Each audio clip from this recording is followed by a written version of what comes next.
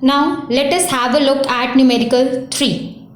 The statement is an object of mass 70 kg is raised to a height of 10 meter above the ground.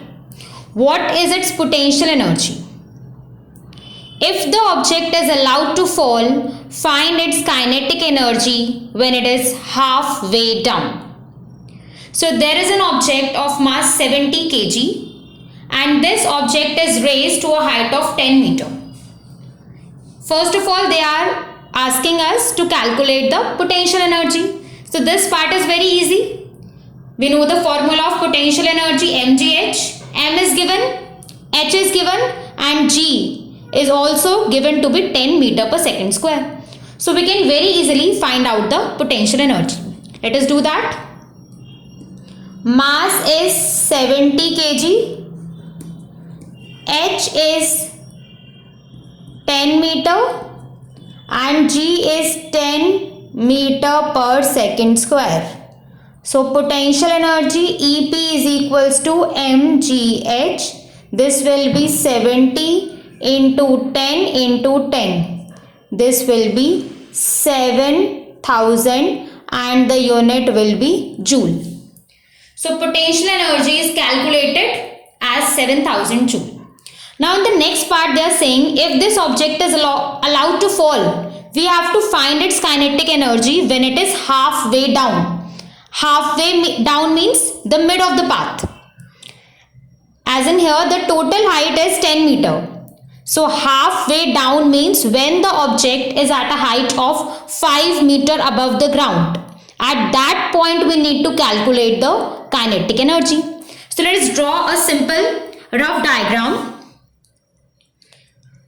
Let us suppose this height as 10 meter. So this is the initial position of this object when it is being dropped. This is the halfway down point. This is the midpoint of its path. So that means this is halfway down point. So let us name it as P, and this height will be 5 meter. If the total height is 10 meter, that means halfway down is 5 meter.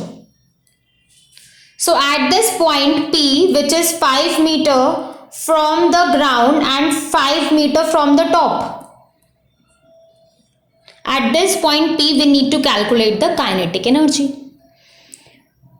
Now we have a formula for kinetic energy also. Kinetic energy is half mv square.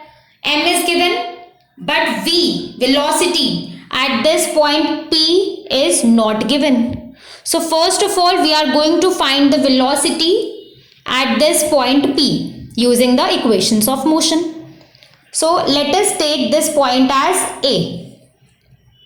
So when the object has travelled from A to P, what are the values which are given? If we take the path of the object from A to P, the object is under free fall.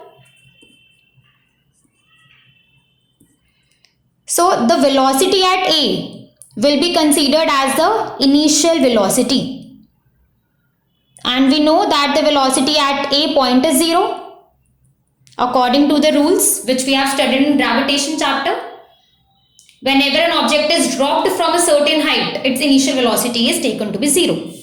So if we are going to take the path of the object as A to P, initial velocity at A is taken to be 0 and the final velocity will be the velocity at P which we need to calculate.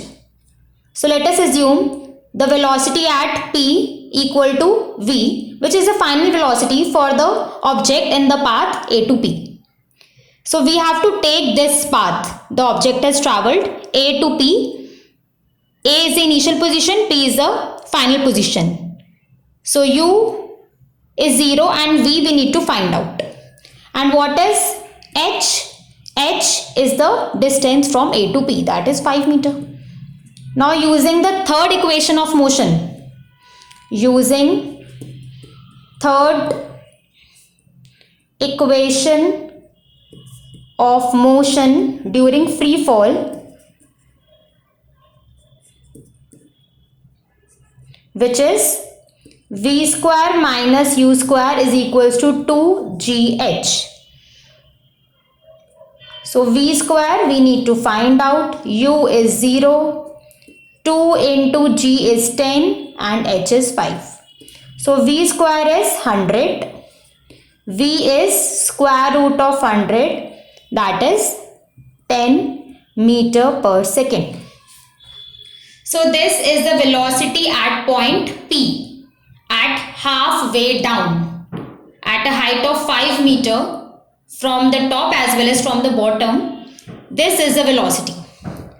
Now we can easily calculate the kinetic energy at P.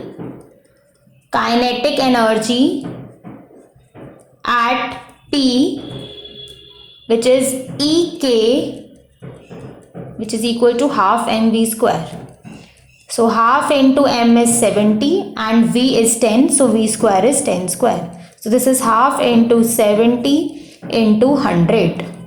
So this will be 3500 joule. So kinetic energy halfway down is 3500 joule.